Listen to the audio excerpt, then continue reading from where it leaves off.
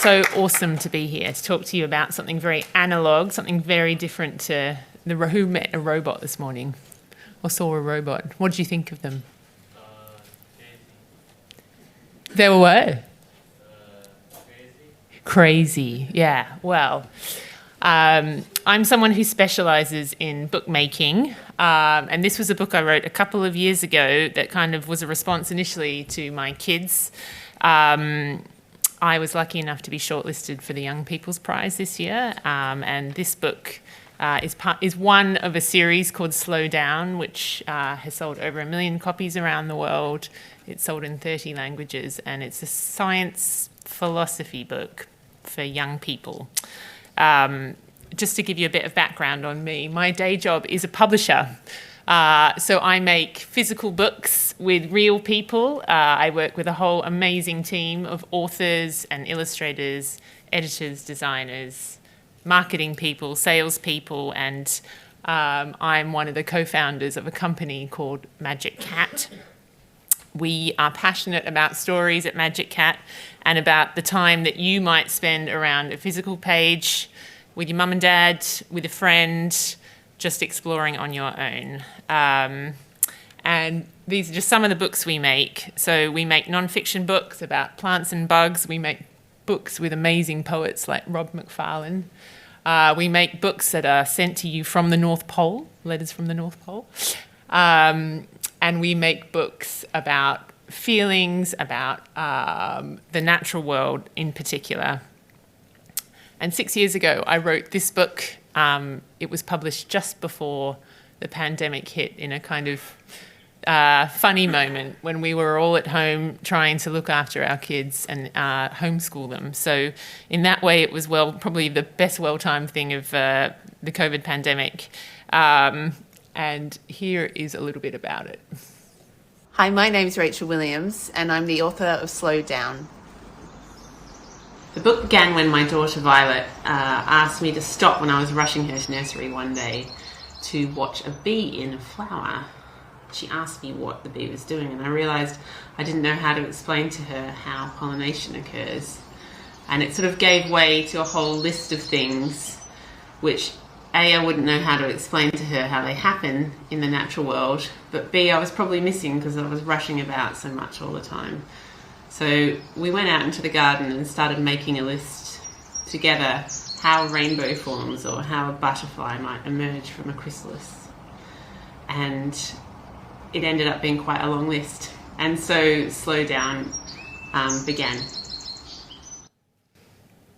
And here's some of the other titles we've made in the Slow Down series: bedtime books and Patience. So here we are, you can see the whole set here.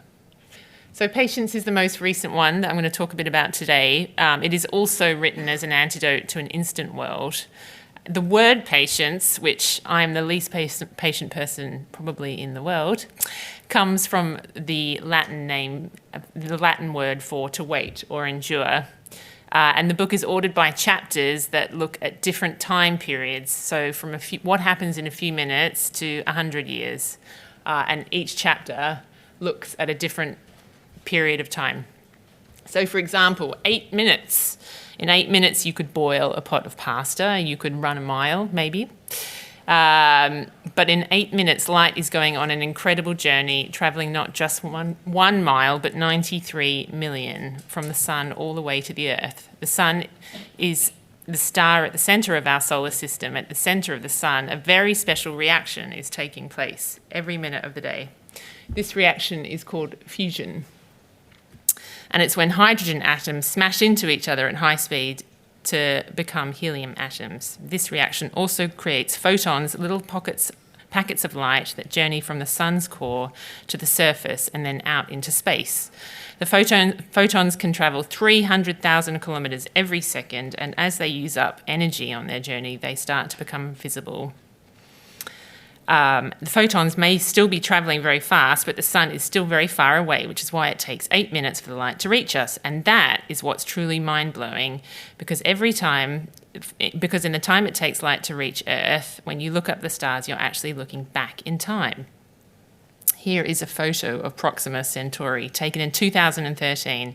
It's the closest star to our sun, and it's 4 light years away from Earth. This means that the light from Proxima Centauri takes about 4 years to travel to us. So although this photo was taken in 2013, it is showing what the star looked like in 2009. And it gets more incredible the deeper you go into space. Many of the stars we see in the night sky have already lived, burned out and died, sometimes thousands, if not millions of years ago. And all these facts came to light when I was thinking about the simplicity of 8 minutes. So what happens in 1 month? Another incredible cycle, and one that you may be able to track yourself. The cycle of the moon. You probably noticed that the moon seems to change shape. Some nights it's a big round circle, and others it's disappeared altogether. This is because as the moon orbits the sun, different portions of it are lit up by the sun. So when the Earth is between the moon and the sun, blocking out all the sunlight, the moon can't be seen at all. This is called a new moon. Then slowly the angle shifts. We see a small crescent, then half of the moon's face is lit up until eventually, after about 2 weeks, we see a full moon. This process happens all over again in reverse, with the moon getting smaller and smaller until it totally vanishes from sight once more. 1 month. Well, what happens in 12 days? Well, it takes a blackbird, in 12 weeks. It takes a blackbird time to incubate her eggs. Building a nest takes patience, flitting backwards and forwards, gathering twigs, pine needles, leaves, and soft feathers for lining. And then, once a nest is built and all the eggs are laid, the mother blackbird has to sit on her nest for 12 days, keeping them warm and safe. Inside the shells, the chicks are developing. It's a process that can't be rushed, and in time, the baby birds will crack open the eggs by pecking their way out. This is something that happens every spring and summer, but it never fails to amaze me to see how impressive the nests are that these birds can build, and the patience that mother bird shows while she keeps her eggs warm. And what about what happens in a year? If you walk into any supermarket, you'll probably be able to buy an apple. But once you've eaten those apples, you'll be able to go out and get some more probably. But growing an apple takes a whole year, in fact, from a tiny bud to a ripe, delicious fruit. When an apple tree feels the first warmth of spring, tiny buds and leaves will start to appear. Blossom grows and flourishes and dies away, replaced by fruit buds that become small green apples in the summer. But if you want a really sweet apple, it's not until the autumn that the tree's leaves turn golden and the starch in the apple turns to sugar. When you think about it, it's amazing that we buy apples and eat them every day, and yet it takes a whole year for one to grow. What about other things in nature? We all know about the effects that climate change and global warming have on our planet. And because of the rising temperatures, forest fires are becoming more and more common. But incredibly, a patch of rainforest destroyed by fire can regrow. After a fire, the ground is scorched and barren, but if you look closely at the soil, you'll be able to see that it's made up of decomposing plants and living organisms. And if you zoom in even further, you'll be able to see carbon and minerals. All these things are the perfect building blocks for new life to grow. 25 years after a forest fire, the forest floor is green and lush once again. There are new trees taking root, and insect life is starting to return. 40 years after a fire, there are ferns and fungi, animal life is back, and trees are in full bloom. And 60 years after a fire, it will be as if nothing happened. It just goes to show that with a little time, and with all of us doing our bit to protect our planet, nature can regenerate. What about time for humans? Our hearts beat 60 times every minute. A baby is born after 9 months in the womb. But the cycle that I found the most amazing was the cycle of our own lives. And this drawing done by the artist for the book Leonie is done based on a woman she knows from her first baby photos right through her life. The way that we change over 80 years or so, from a baby to a toddler, a child, and a teenager, it is a miraculous biological journey. Learning to walk and talk, growing taller and then shorter again, developing wrinkles and grey hairs. These are all things we get the joy of experiencing while we age. So many lives and experiences within a single life. So keep hold of your pictures of your granny or your grandpa. I found this the most amazing biological idea to think about when thinking about time. These are just some of the chapters from my book, Patience. And sometimes we don't, when we're thinking about summer holidays beginning or when we're next going to see a friend or something we're excited to go and do, we might not think about the amazing things that are happening right in front of us.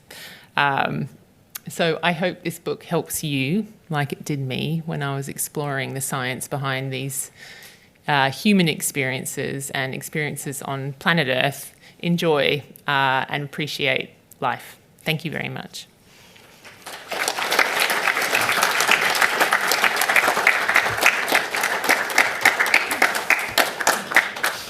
If anyone has any questions, do raise your hands and I'll come to you with the microphone. Who here thinks about the future a lot? Anyone got thoughts about the future or?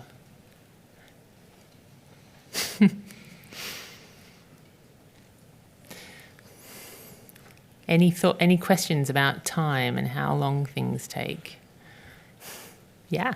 Wait, so if a star, you can see it whilst it's dead because it's 4 years ago the light came, then how long will it take for you to see it when it's gone? Good question, and not one that I can answer right on stage actually, but I will get back to you. Yes. I know we're all chilled and enjoying the relaxed vibe here and about patience, but had you thought about going the other way? How quick things are. So, for example, a beard second is how long a bit of stubble grows in a second. It's about 10 nanometers. Cool. Have you thought about going the other way? Maybe you should write the next book in the series. Do you find that time speeds up when you're doing certain things or slows down? When's it really slow? When you're in a maths lesson. Interesting. True. When you're having fun, doesn't it go super fast? Summer holidays, pretty fast, faster than school.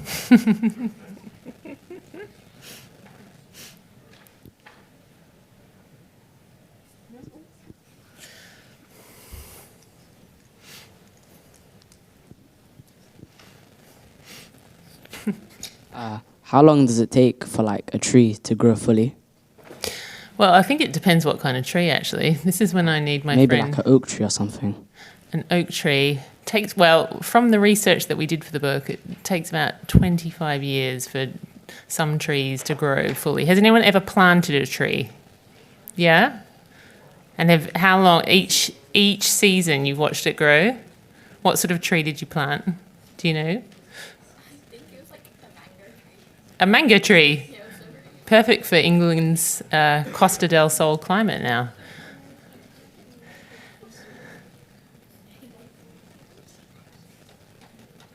When you're next out on a walk, one of the things that making these books have really got me to think about is how amazing little things like plants blooming each year or weeds growing between pieces of concrete, how all these small things in nature are actually quite extraordinary, that they happen every year, that they show their face and that they regenerate. So that's one thing to take with you today. I've heard about trees that can live up to thousands of years. Yeah. How do they do that? You know how you said it takes a tree for usually 25 years? Uh-huh. Then how can some live up to thousands? Thousands of years. Good question. I think, again, I'm afraid I'm not a tree scientist, but I think some trees are just made to live for a very, very long time. Has anyone looked at the rings of a tree or counted the rings on a tree to see how old it is? How long until the sun dies? Good question. Does anyone? I have no idea. I'm sure there's many people in this building trying to answer that question? Does anyone know? Any scientists in this room that could tell us that? We do have a lot of space scientists upstairs Yeah. that probably can answer these questions. Yeah, okay. Yes. So as you see, the sun is now halfway through its life, so after another half-life of the sun, it will like swell into a red giant, and then it will... Then it will be gone. Earth will just be gone. There you go, everyone. What was your name? Kevin. Kevin has the answers. Thank you. How is it possible for the starch in an apple to turn to sugar? The starch in apple. Does anyone know about the process of... Yeah, Kevin. Come share the mic with me, buddy. Yeah, come up here and tell everyone. Come on. Yeah, really. Please, if you'd like to. It's so amazing for me to see... Yeah, Kevin, come on. So as you see, the starch. So as you see, like from example, in a green banana to a ripe banana. So like as you see, as the fruit needs sugars to grow, the starch like just slowly decomposes after time as like. The chemical, the ripening chemical, I kind of forgot the name. So like, it triggers like a reaction which basically decomposes the starch. There you go. Yeah, so we're sitting right behind you. Thank you, Kevin. Thank you very much. Are there any ways how you can speed up different growth reactions? Wow. Well, I think, again, the scientists in the room can tell me I am not a scientist. I am a publisher and a writer, but heating them? Any other ideas? I like my stubble man here. Maybe he has some ideas. Absolutely heat. You're Yeah. right. If you heat things up, they tend to move faster. And that's the little molecules banging against each other that make chemical reactions. But also there's things called catalysts Okay. that you throw into the mix, and they provide focuses for chemical reactions to take place. So again, you can speed things up. What sort of things are catalysts? What sort of things? Yeah, well, what chemicals are catalysts? Platinum, I think, is one. Okay. Pretty expensive one, isn't it? And you have catalytic converters in cars that break down things that could be noxious and chemical and horrible into things that actually are quite breathable. And they just renew. They're not actually used up in the reaction, but they do speed the reactions up. Quite often they're centres. They're things that things can gather at. It's like people at parties who introduce people to other people and speed up social activity. Got it. Very, very similar. Yeah. I do. I love your idea of a hurried up book. Say you have all different types of trees and you want to plant them at the same time. Yes. Which tree would take the longest to grow? Oh, I wish I knew the answer of that. Wow.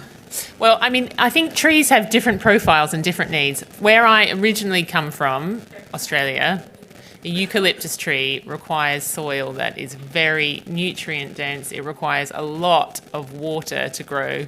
So if you ever walk by the Heath here in London, you'll actually see quite a big range of eucalyptus trees there because, lucky for us, it still rains a lot here. Do you believe that there's other life in the universe? I would say that my answer to that is both yes and no. Because I think I'm, as a non-scientist writing for young people, I am constantly amazed by the way that these scientific wonders happen right in front of us every day. And I think it would be foolish for me as a human and a non-scientist to say that there isn't life out there. Who's seen Project Hail Mary? That was pretty fun. I really loved that. If I could meet a little creature spider thing like that, I'd be very happy. How long to fully digest food? Yeah, well, good question. We actually don't have a digestion. Again, I think it depends on what kind of food it is, but usually 4 to 5 hours. Oh, I can speak. Okay. 13 minutes. How about that? How often? Nearly every mealtime, I'm saying to my kids, just chill. Try to see if you're still hungry in 11 minutes. Sure enough, they are. So you see the quote where people say, "Oh, time flies when you're having fun." Yeah. Or like time slows down when you're not having fun. Do you think there's like a reason behind it, like a psychological reason behind it? Definitely. I think it's because you're caught up in the present. So you're not thinking about, how much longer do I have to listen to this person talk, or how much longer until maths class finishes, or how much longer is it going to take me to walk up this hill? I think when you're just in the moment, time means nothing, which is kind of an interesting thing in life. Yeah. Do you believe that time speeds up as you get older? Well, I am midlife now, and I would say that it very much is. When I was your age, I found all I wanted to do was be out of high school and be having fun and working and experiencing life and travelling. And sure enough, now that I'm midlife and have kids 10 and under, I am wanting stuff. I don't want things to keep going at this pace. I want things to slow down and to appreciate everything that's in front of me. So I think so. Have you got any suggestions on how to increase patience with other people? I think wonder increases patience. I think understanding the process of things right in front of us allows you to appreciate and be more patient with yourself and also with the cycle of life. What are the biggest challenges of being a writer? Interesting. I would say that I'm first and foremost a publisher, but I love non-fiction and I love writing about the real world. I have lots of friends who are amazing novelists and writers, and it's a very solitary experience in lots of ways, even though you have champions kind of ushering you along.